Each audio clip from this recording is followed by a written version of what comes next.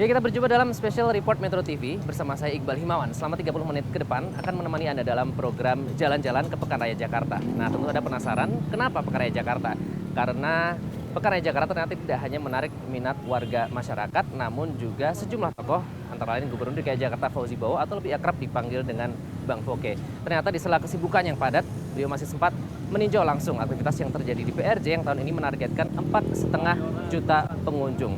Dan Pekan Raya Jakarta ini digelar di Jakarta Expo Kemayoran. Dan saat ini kita tengah berada di Bayangkara Riders Club atau lebih akrab dipanggil dengan BRC.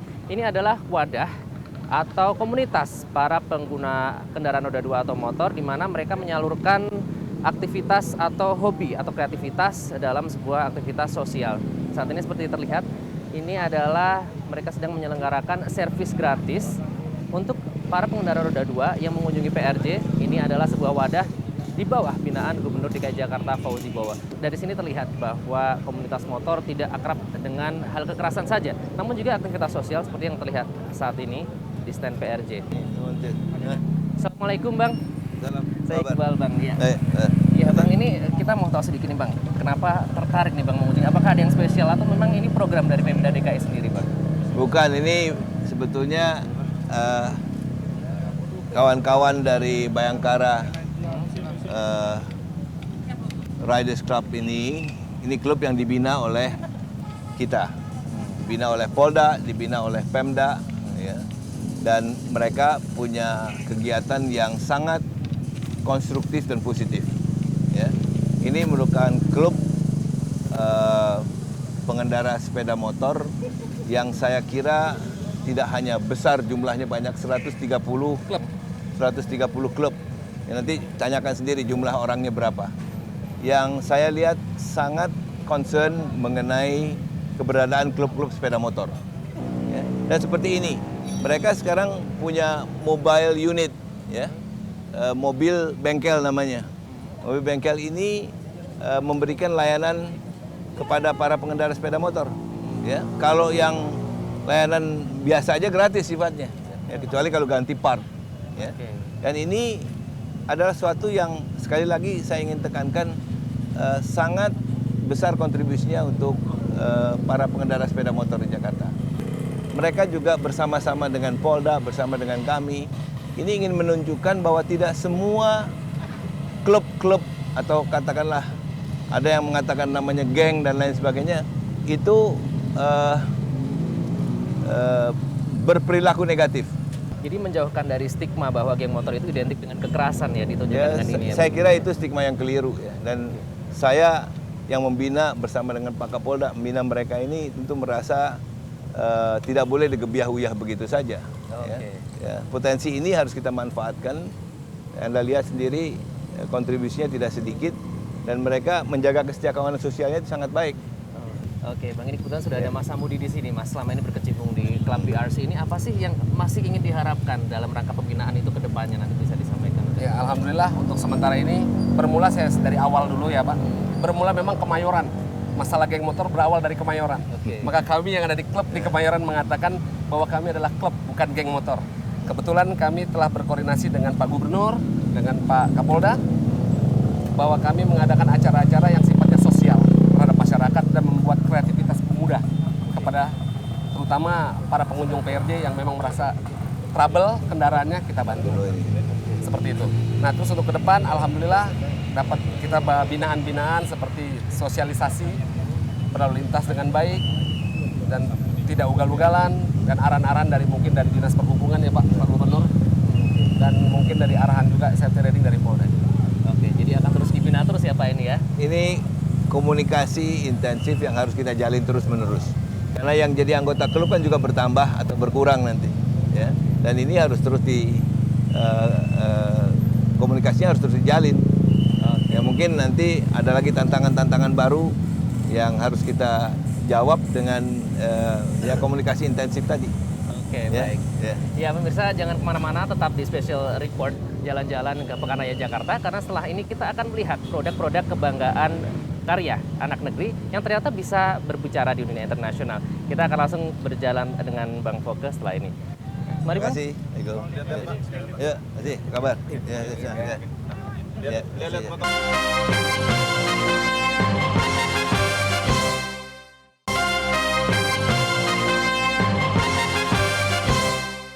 Jumpa lagi dalam Special Report Metro TV bersama saya Iqbal Himawan, dan kini kita sudah ada di stand Jabiru, atau lebih tepatnya pesawat hasil karya SMK N29 Jakarta. Dan ini tentunya membanggakan karena satu lagi karya dari anak negeri dipertandingkan dan bisa bersaing di dunia internasional. Dan untuk mengetahui, kita akan kembali berbincang dengan Bang Foke, seperti apa sebenarnya hasil karya dari bisa lebih dari 200 anak negeri ini.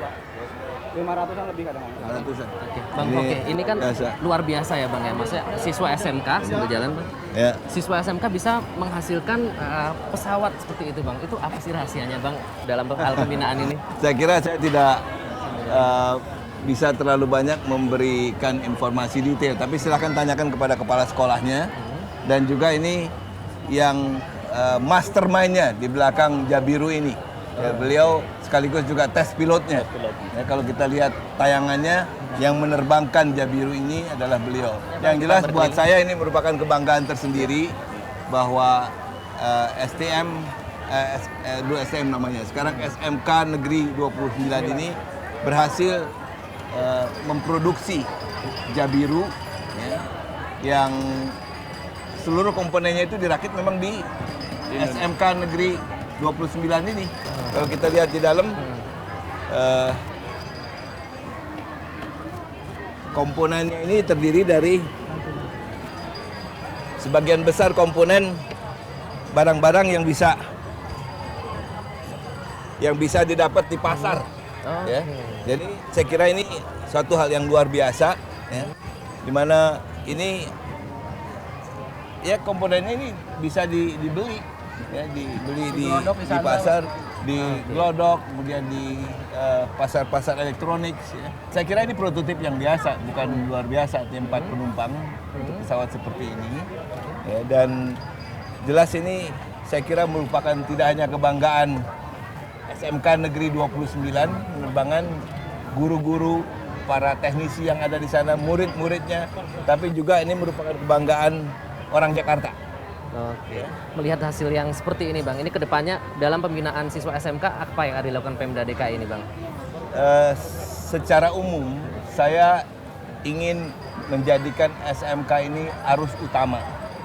Sekarang masih belum, karena banyak sekali siswa sekolah menengah atas yang mengambil jalur SMA. Padahal di sisi lain pasar kerja itu membutuhkan tenaga terampil. Ya. Jadi mereka yang dididik di SMK Negeri 29 ini punya keterampilan engineering, punya keterampilan mekanik, punya keterampilan komputer. Ya. Ini semua yang dibutuhkan oleh lapangan kerja. Dari itu kalau SMK, Sekolah Menengah Kejuruan ini kita persiapkan dengan baik, sasaran yang diinginkan oleh para siswa untuk bisa mendapatkan lapangan kerja pada saat mereka lulus, itu akan bisa menjadi kenyataan. Sekarang memang belum, tapi kita akan terus upgrade skillnya sehingga lulusan SMK ini lebih cocok lagi dengan kebutuhan pasar kerja yang ada. Ya. Dan ini kita tidak berhenti di situ. Pemerintah provinsi sedang menyusun satu program yang lebih terintegrasi lagi dalam bentuk link and match. Sehingga lulusan SMK, dia punya pilihan. Nanti kita lihat produk-produk SMK lainnya. Dia punya pilihan. Misalnya dia kalau mau jadi teknisi di perusahaan engineering, ya, dia siap pakai, satu. Tapi kalau dia mau meningkatkan kualitasnya lagi, dia bisa mendapatkan sertifikasi. Dengan sertifikasi ini dia punya penghasilan akan lebih tinggi daripada yang tanpa sertifikasi. Dan yang lebih menggembirakan lagi, harapan kita ke depan, sertifikasi ini bisa dijadikan semacam agunan. Jadi misalnya punya sertifikat seperti ini. Ya. Anggaplah ini sertifikasinya. Ya. Seorang lulusan SMK, jurusan apa misalnya Pak? Jurusan yang lebih spesifik, engine. Ya. Jadi technical engineer. Ya, dia bukan insinyur, tapi dia tingkat skill. Dia dapat sertifikasi. Dia kalau kerja di industri, di pabrik misalnya motor, pabrik apa sebagai tenaga teknisi di bidang engineering, dia penghasilannya lebih tinggi daripada yang tanpa sertifikat. Dan lebih penting lagi kalau dia mau buka bengkel, ya, buka bengkel sendiri, ini bisa dijadikan agunan ya, untuk modal kerja awal. Jadi kalau dulu dia perlu agunan, harus pinjam surat tanah bapaknya, ibunya. Sekarang enggak, skillnya inilah yang dijadikan agunan dan dia dapat modal kerja. Nah pada saat itu dia tidak lagi menjadi pencari kerja, tapi dia memberikan lapangan kerja buat teman-temannya. Ini suatu yang luar biasa. Ya. Mudah-mudahan Jakarta bisa menjadi pelopor dalam menciptakan wirausahawan, usaha-usaha menengah yang solid, yang kuat, yang pada akhirnya akan menjadi tulang punggung dari perekonomian Indonesia yang lebih kuat lagi di masa yang akan datang. Jadi tidak ada lagi stigma siswa SMK dipandang sebelah mata ya Pak ya, karena justru berprestasi ya Pak. Sekarang semua udah bilang SMK bisa. Dan ternyata bisa bikin ini, bikin mobil, ya, mengassemble mobil. Ini bukan cuma sekedar promosi tanpa bukti, tapi ini ada buktinya yang nyata. Kalau Anda lihat rekamannya, ini pesawat betul-betul bisa terbang. Di belakang kita ada rekamannya. Ya. Jadi ini saya kira suatu hal yang promising ke depan untuk SMK.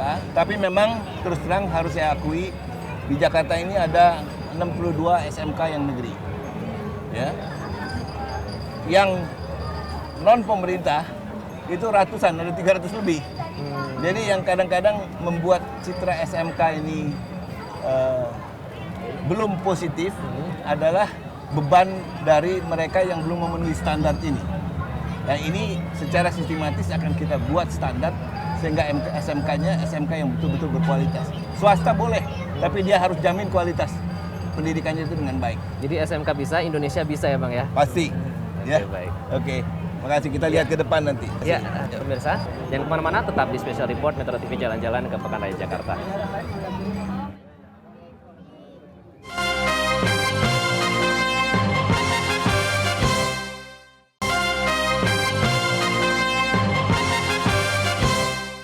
Dan kita masih bersama Bang Foke. Saat ini kita akan langsung melihat produk unggulan dari siswa SMK lainnya.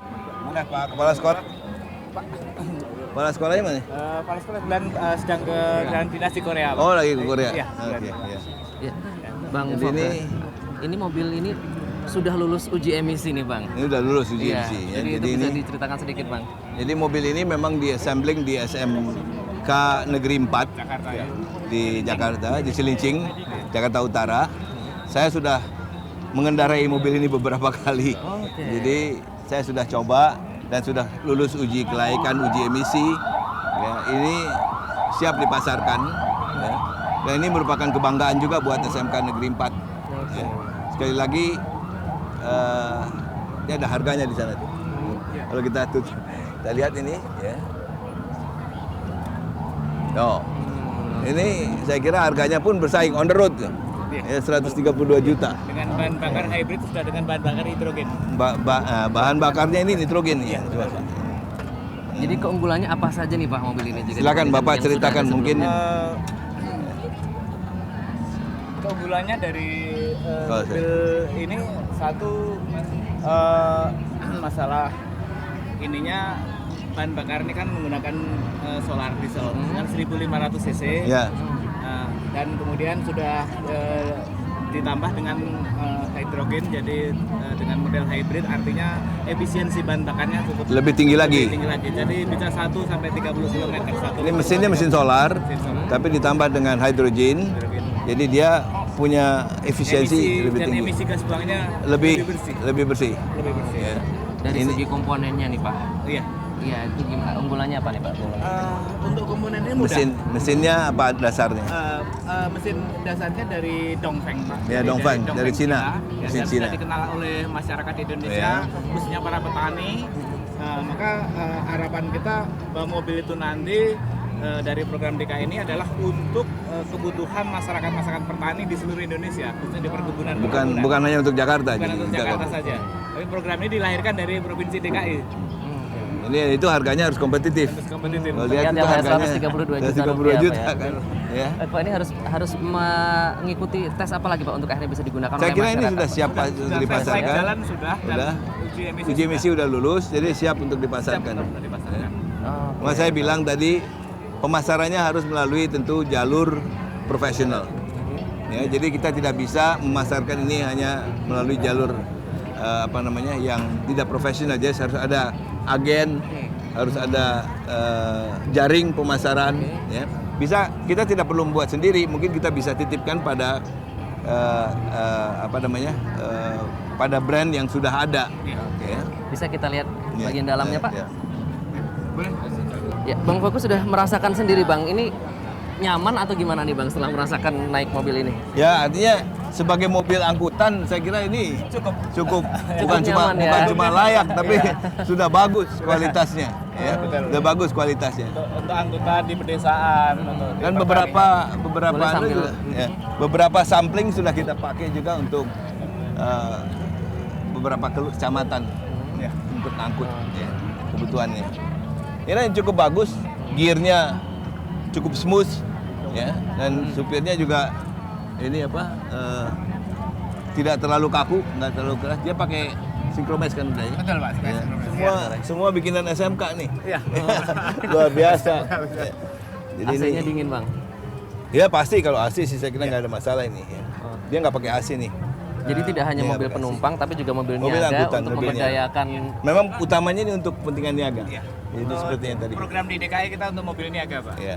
Yang kita unggulkan program untuk Kita mobil tidak niaga. tidak untuk kepentingan penumpang, Penumpang. tapi lebih diutamakan untuk kepentingan niaga. Dengan niaga. Ya di situ kita melihat bahwa kekuatan mobil ini bisa bersaing dengan yang lain. Iya. Ya, ada tim ahli yang memasarkan, yang memberikan saran kepada SMK Negeri 4 Iya. pangsa pasarnya seperti apa dan kemungkinan sales-nya daya saing after salesnya seperti apa, daya saingnya seperti apa. Oke, Ya. baik. Mari Terima Pak, kasih. kita turun, Bang. Coba. Ya, terima kasih, Iqbal. Nah ini melihat barang-barang hasil karya siswa SMK yang membanggakan dan bahkan bisa dibanggakan di luar negeri seperti itu. Sebenarnya alokasi anggaran yang diambilkan dari APBD itu seberapa besar sih Bang? Jadi pada masa yang lalu memang anggaran untuk SMK ini belum kita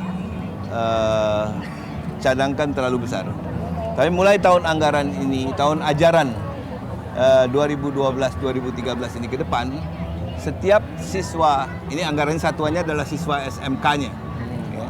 Setiap siswa SMK itu akan diberi biaya operasional pendidikan dari Pemda DKI Jakarta sebesar Rp600.000 per bulan. Setiap siswa. Jadi satu siswa SMK itu akan mendapatkan dana 7,2 juta rupiah setiap tahunnya. Dan dengan begitu saya kira SMK di DKI Jakarta akan bisa lebih produktif lagi, bisa lebih kreatif dan inovatif lagi untuk menciptakan produk-produk yang lebih membanggakan ke depan. Oke, kalau untuk Ya. secara keseluruhan sendiri nih Bang, Ya. berapa anggaran alokasi yang nanti akan ada peningkatan? Oh, udah jelas, kan tadinya cuma 75 sampai 100.000 per siswa per bulan. Sekarang menjadi 600.000. Jadi ada anggaran yang jumlahnya kelipatannya cukup tinggi. Ya.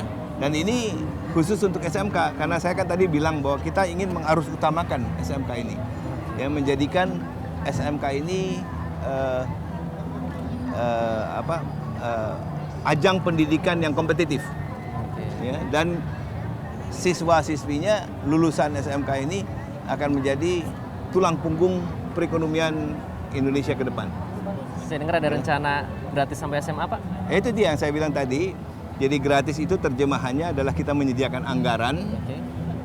mulai tahun ajaran 2012-2013 ini untuk setiap siswa SMA itu Rp400.000 per bulan per siswa. Ya. Sementara itu untuk SMK Rp600.000 per siswa per bulan. Ya.